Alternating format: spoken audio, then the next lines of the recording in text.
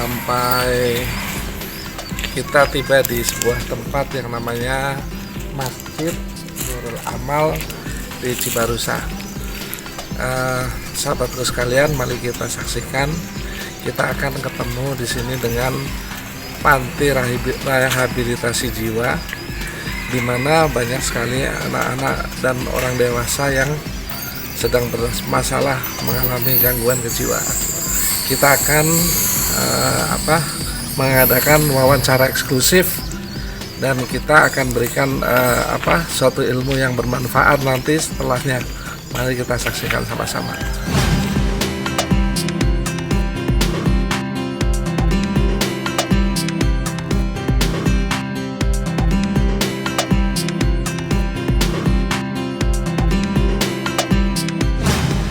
Sahabatku sekalian, hari ini adalah hari yang istimewa. Saya bertemu dengan seorang ustadz yang memang alhamdulillah sudah berkecimpung di dunia rehabilitasi untuk orang-orang yang sedang mengalami gangguan jiwa, ya Ustadz ya. Kalau boleh tahu siapa namanya, Ustadz?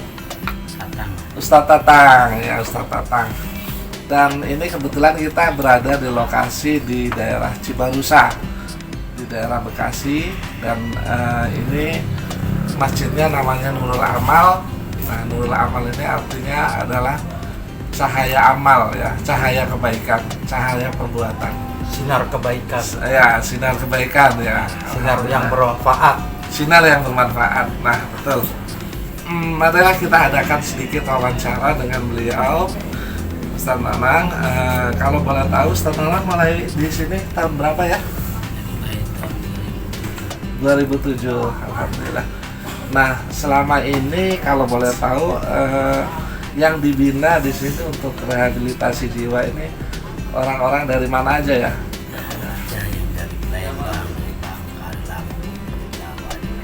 Oh, Jawa juga ada ya? Semuanya. Kalau dari Palembang itu ada juga? Ada ya?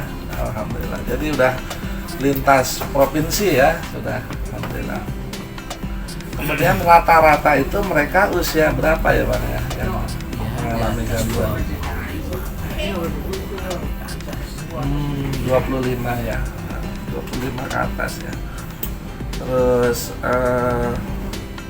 apakah selama rehabilitasi ini mereka dikenakan biaya khusus gitu untuk makan dan sebagainya? Tidak ya, Masya Allah. Nah, lihat sahabat sekalian bahwa di sini memang betul-betul murni diniatkan untuk berbuat terbaik karena Allah ya. Jadi bukan mengharapkan imbalan dari manusia. Gitu ya, Mas, insya Allah ya. Insya Allah. Kemudian saya mau tanya nih Bang, apakah mereka itu yang mengalami gangguan jiwa itu sebetulnya faktornya apa aja yang paling banyak yang sudah pernah ditangani? Boleh saya jawab ya? Ya, boleh. Dari Mas dulu ya. Nah, yang lebih simpelnya karena pengetahuannya kurang aja. Pengetahuan kurang. Ya. Pengetahuan kurang sehingga mudah terpengaruh. Ya, Ustadz siapa namanya?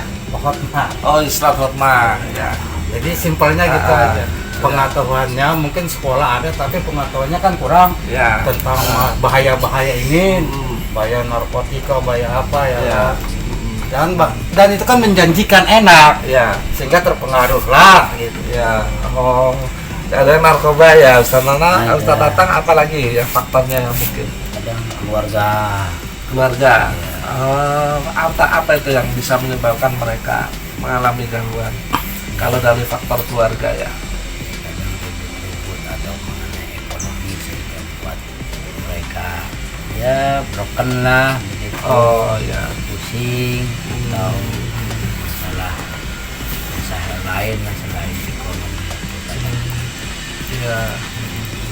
Jadi ada yang faktor karena narkoba, ada yang faktor karena gangguan dari keluarga yang kurang harmonis gitu ya. Iya, iya. Ya, dan kebanyakan ini laki-laki atau perempuan? Laki-laki ya. Oh iya ya. Kemudian setelah mereka ini mengalami gangguan jiwa ini, kira-kira apa ada metode terapinya khusus di sini? Ya biasanya kadang-kadang kan air garam, terapi, kemudian jahe, sholat malam, olahraga.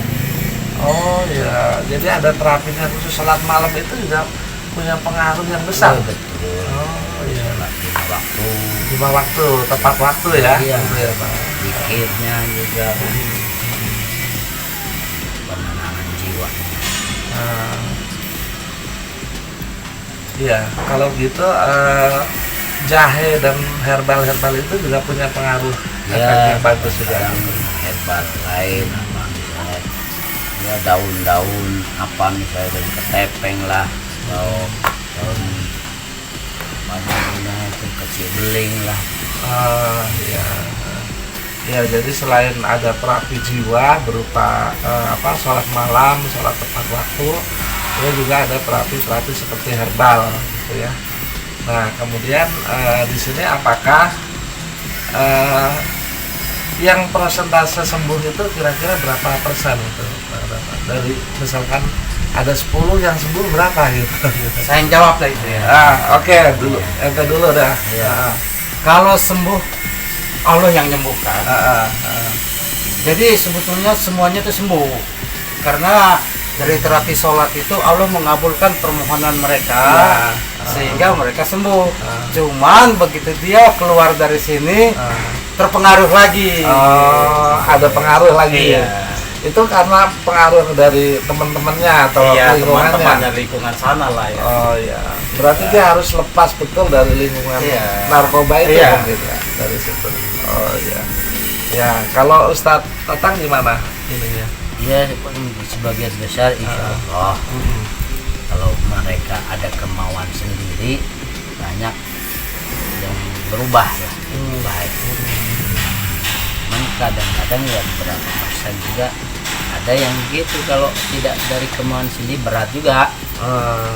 Ya.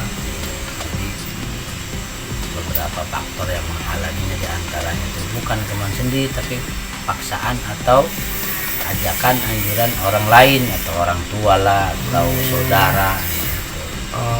Dari dirinya insya Allah Lebih cepat sembuhnya. iya cepat dan insya Allah lah beberapa waktu itu ada perkembangan.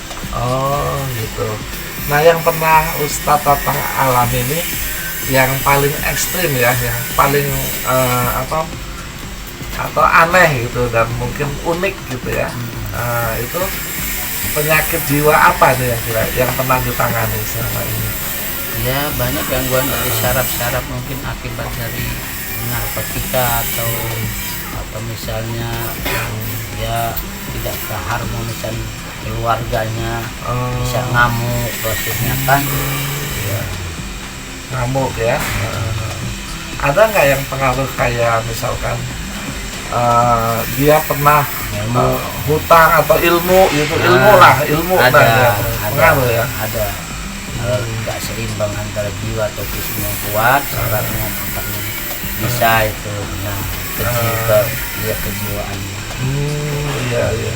Jadi ilmu pun kalau tidak dibekali dengan guru yang baik pun bisa pengaruh juga ya.